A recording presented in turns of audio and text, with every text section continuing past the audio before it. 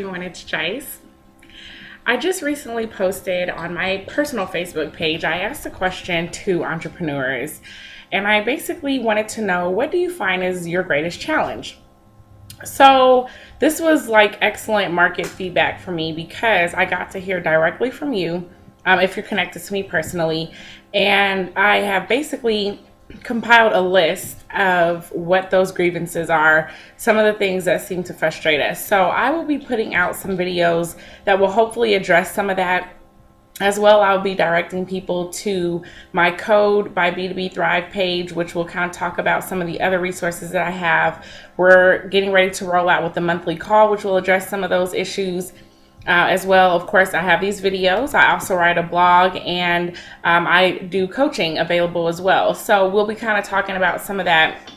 And the biggest thing is that I always want to be a resource. So as I looked at some of those things that were frustrating, some of these I'm like, we can address a lot of this. Like, I already have classes that address some of these things already. So I'll also be building out some other materials so that I can formally address some of these things. But I just kind of want to put that out there, and kind of talk about where some of these videos and blogs and things like that will be coming from, is really out of the community need and the community voice saying, hey, these are things that we struggle with as a small business. So the first one that I wanted to address, because I actually only had one person who put this on here, but I think it's something that we struggle with in general as a small business, is our pricing strategy. And so understanding pricing models is really going to be beneficial when you have a small business, to just kind of know what your price point is and maybe why it's that way.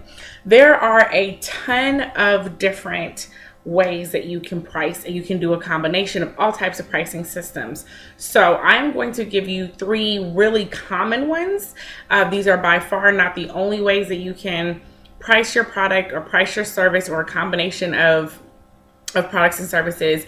And you can also mix and match these, as well as there are kind of some other models that exist out there. But what I would suggest is that armed with this knowledge that I'm getting ready to give you, that I would take some time as you're going through your business strategy and your business plan to figure out how this could fit, or what pricing model you want to be on. Make sure that that's supported by your industry, and some of that will come just through doing market research. Bear in mind that market research changes based off of your location, based off of your product and service, based off of your demographic. All of those things can affect your pricing strategy.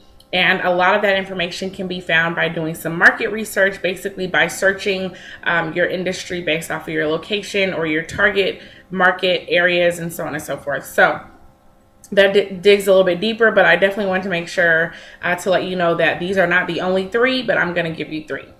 So the first pricing model that I want to talk about is cost plus pricing. This is typically used in retail and or something along those industry lines, if you have a product and you are essentially selling it. So what you want to look at is your cost for your product or service, and then you want to add on your pricing. So cost plus your add-on pricing or markup pricing.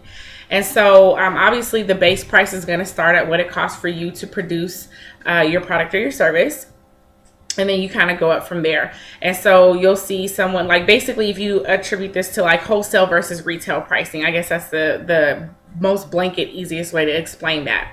But that is one pricing model. Now, your margin that you're going to determine the plus part of your cost plus pricing needs to be based off of the industry, what's standard in the industry. It needs to also consider your expenses. So you may have, let's say, a widget that costs you $10, it costs you $5 to run your operations and marketing and so on and so forth for your widget. And then you also need to mark up plus there for your actual profit. So when you're looking at your entire margin, you don't want to just say, okay, it cost me $10 and then I'll add a couple bucks on for myself. You want to also consider what it takes to run your operations above and beyond actually purchasing or production, manufacturing, whatever of your product or service. So that's cost plus pricing.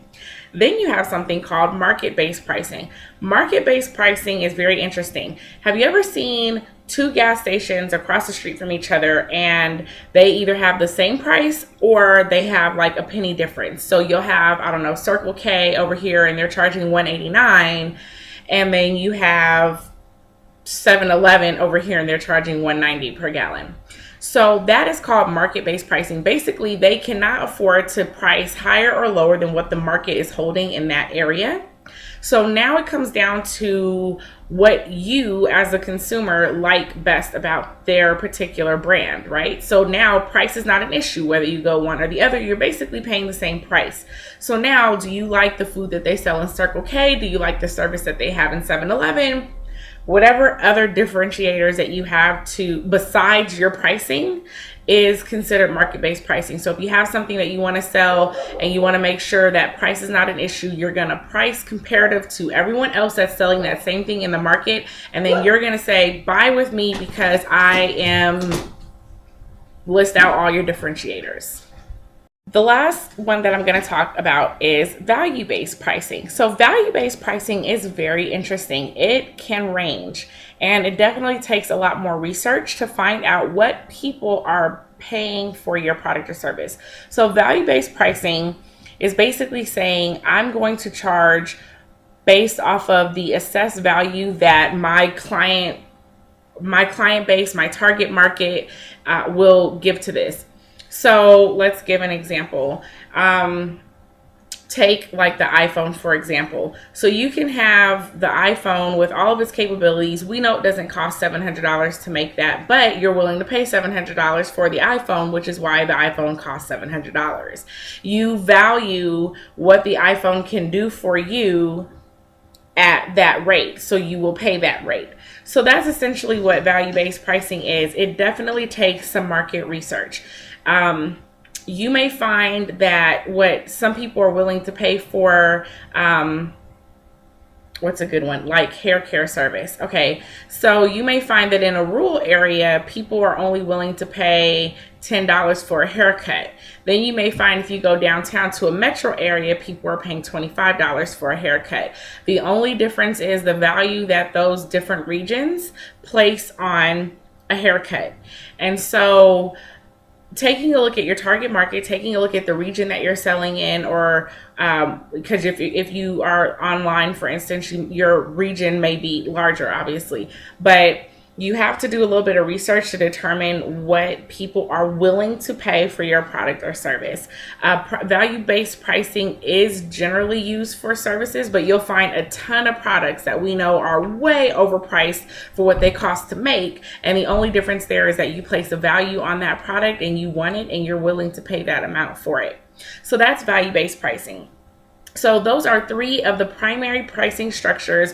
Almost every other pricing structure or pricing model that you will find is going to be based somewhere around those three models, which is why I wanted to discuss, specifically those three, because you can come up with ways to price your product for days and days and days. And essentially, if someone's going to buy it, go for it. But if you want to have kind of a starting point and figure out how do I price my product, how do I price my service, it will take some market research, but now you have at least a basis of determining what do you want to do. Do you want to make price a non-factor? You're going to go with market-based pricing. Do you want to make sure that you're providing a high-quality service or a high-quality product? Then you might want to look at value-based pricing. If you're really simply looking at these are my expenses and this is the income that I want to make, then you may look at cost plus pricing or some variation of those.